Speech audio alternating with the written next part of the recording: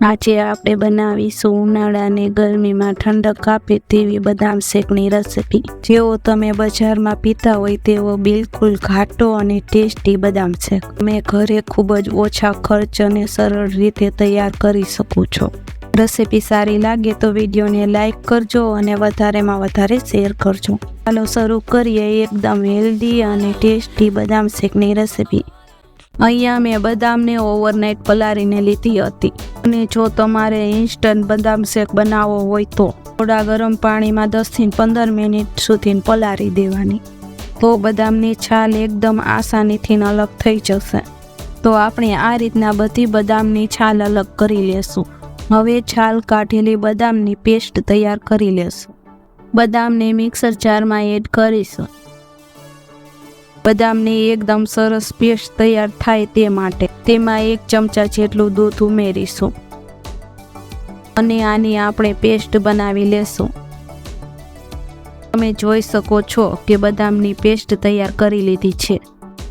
બદામ શેક બનાવવા માટે તેમાં 1-2 ચમચી જેટલું પાણી ઉમેરીશું। હવે તેમાં અડધો લીટર જેટલું દૂધ ઉમેરીશું। આ રીતના કઢાઈમાં પહેલા થોડું પાણી ઉમેરીને પછી તમે દૂધને ગરમ કરશો તો દૂધ તળિયે બિલકુલ ચોટશે નહીં। હવે મેં 1 ચમચી જેટલો કસ્ટર્ડ પાવડર લીધેલો છે, તેમાં 1 ચમચા જેટલું દૂધ ઉમેરીને સારી રીતના મિક્સ કરી લેશું। વેનીલા ફ્લેવરનો કસ્ટર્ડ પાવડર લીધેલો છે।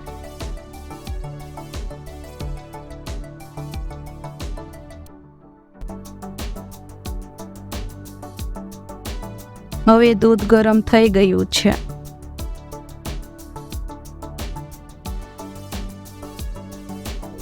તેમાં બદામની પેસ્ટ એડ કરી દઈએ।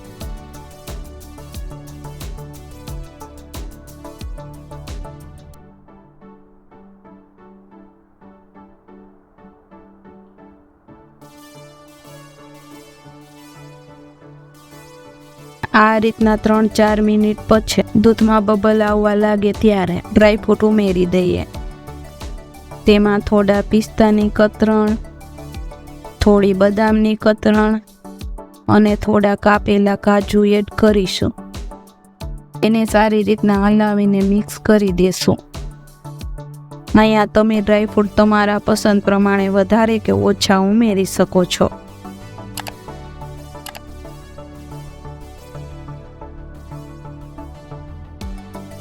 હવે તેમાં એલચી પાવડર એડ કરીશું।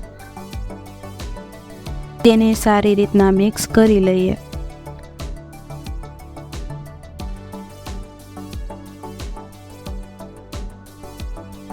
દૂધ ઉકળવા લાગ્યું છે। દૂધમાં આ રીતના બબલ આવવા લાગે ત્યારે એમાં 1 વાટકી ખાંડ એડ કરીશું। ખાંડ તમે તમારા ટેસ્ટ પ્રમાણે વધારે કે ઓછી કરી શકો છો।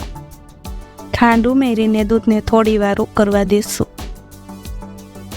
સાઈડ પર મલાઈ બનતી જતી હોય તેને સાથે સાથે મિક્સ કરતા જાશું। હવે તમે જોઈ શકો છો કે 2 થી 3 મિનિટમાં દૂધ ઘાટું થઈ ગયું છે। તમે ચમચામાં આ રીતના ઉપર નીચે કરીને ચેક કરો તો ચમચામાં દૂધનું કોટિંગ થાય છે।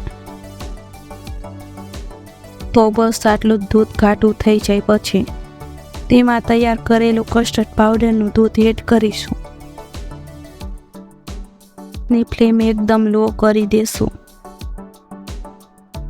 તેને તરત જ ચલાવતા રહેવું અને ફટાફટ મિક્સ કરી લેશું।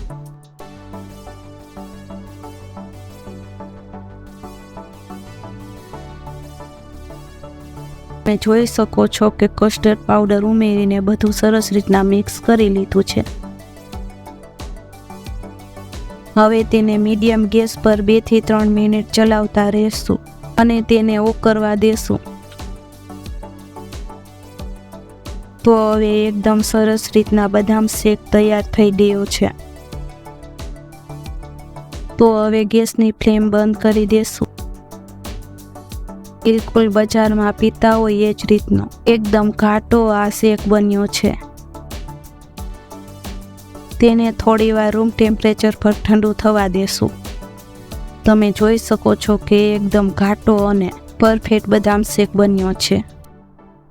તો હવે એકદમ ઘાટો અને ક્રીમી બજારમાં મળે તેવો આ બદામ શેક તૈયાર છે. તમને આ બદામ શેકની રેસીપી કેવી લાગી કમેન્ટ કરીને જરૂર જણાવો. જો રેસીપી સારી લાગી હોય તો વિડીયોને લાઈક કરજો અને વધારેમાં વધારે શેર કરજો અને ચેનલને સબસ્ક્રાઈબ કરીને બેલ આઇકનનું બટન દબાવી દેજો. ફરી મળીએ એક નવા વિડીયો સાથે. Thank you for watching.